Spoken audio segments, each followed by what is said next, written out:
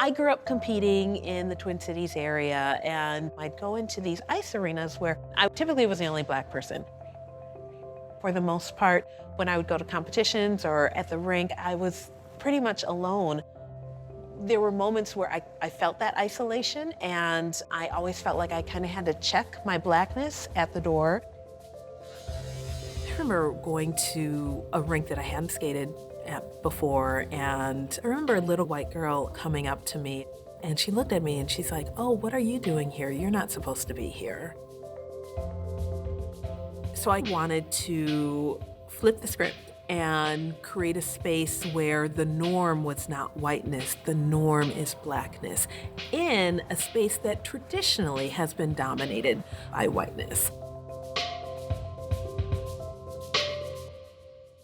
I grew up, of course, competing in figure skating, and then injured my knee. I had to stop competing because I couldn't jump the same way that I used to. But I still had a fire in my belly to continue to move and to continue to focus on more of the creative and artistic aspects of the sport. And so I went ahead and I got my MFA in dance and choreography. And I wanted to bring all of these lovely and wonderfully nourishing experiences that I had in dance and theater onto the ice.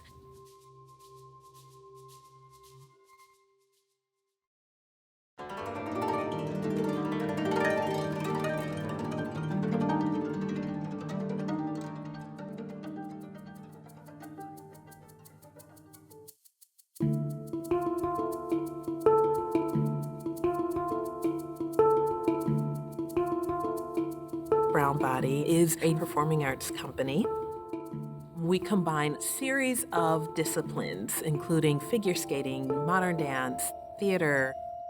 There really aren't a tremendous amount of spaces within the world of skating where you have stories and work being shaped and told by Black skaters and Black artists, and that's really important to me. Can you guys go to where you end in the space? All right, are we ready? Let's do it without music first. Quiet as It's Kept is Brownbody's most recent evening-length work. It is focused on the Reconstruction era and the rise of Jim Crow government. We are telling the story of a time period where a lot of Black folk faced voicelessness. The realities that they faced, the truths that they held within themselves were pushed to the sides. And so it's really important to me to honor those individuals, to honor those stories, to honor those truths. I'm gonna go literally right in front of Leela. You'll go. At this stage of the process, it's just the beginning. This is our 5th rehearsal, so each person is still getting the movement patterns into their bodies. Cross, and then we go into our circle. Did you guys? Da-da, cross, cross. We also are using these stories and this history to inform the improvisations that happen on the ice, and then we actually capture them and start to set the choreography and incorporate it into the work. Around, touch, around, beep-bop. After a certain point in the rehearsal process, especially being in the work, it's really challenging for me to have that outside eye. So Leela stepped in and was artistic advisor. And let the body go this way. The work that I love to do is to work with artists to bring out their self, like their real self, into their performance practice a little bit more. So I'm really trying to get to a place where we're listening and communicating with our bodies. You're doing this, right? And a lot of times you're doing it to people. It's an offering, right? So, wow, right? The class I teach is more for performance and compositional practice.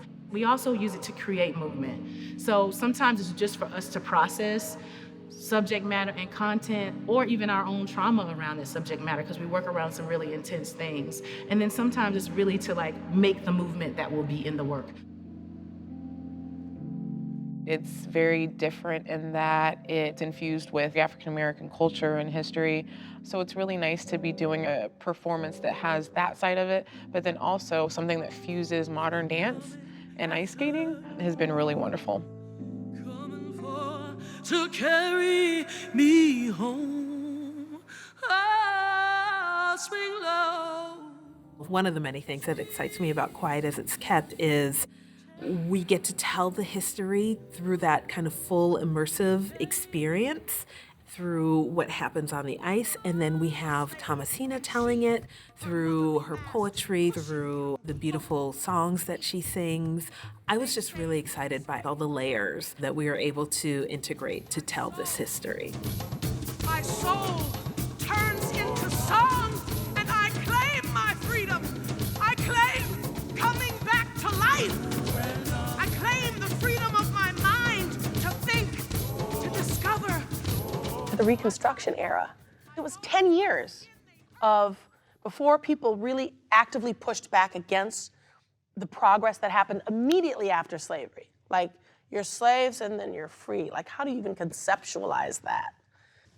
Like, I have a poem about a rope, you know, like the lynch rope. There's always going to be something about that in anything having to do with Reconstruction or civil rights or any part of history, because it's there.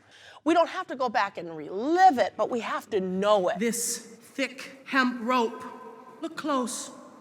These fibers, these strands, this is our American DNA. This holds all our history.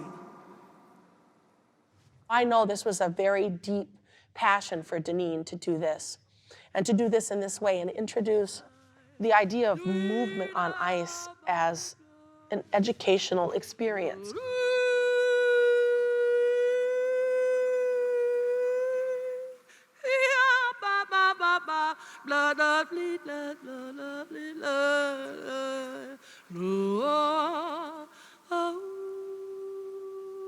I want to invite the audience into a space where they're invited to perceive themselves in a space that isn't dominated by standards that are Eurocentric based, but that are dominated by standards that are rooted in this really long, complicated history.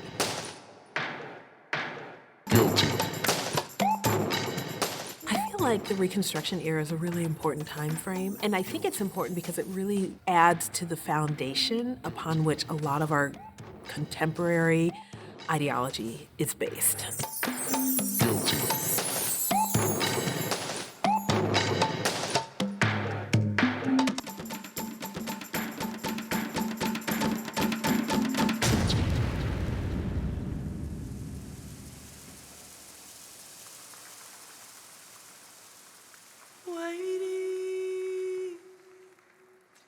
Waiting in shallow water.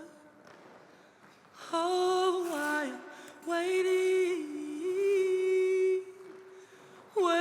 for you to call him. In order to understand who we are and understand how we are navigating and what we're doing, we really do need to understand the history. And then we can make conscious and deliberate choices about ourselves and about our lives, and we can work to stop that history from continuing to repeat itself.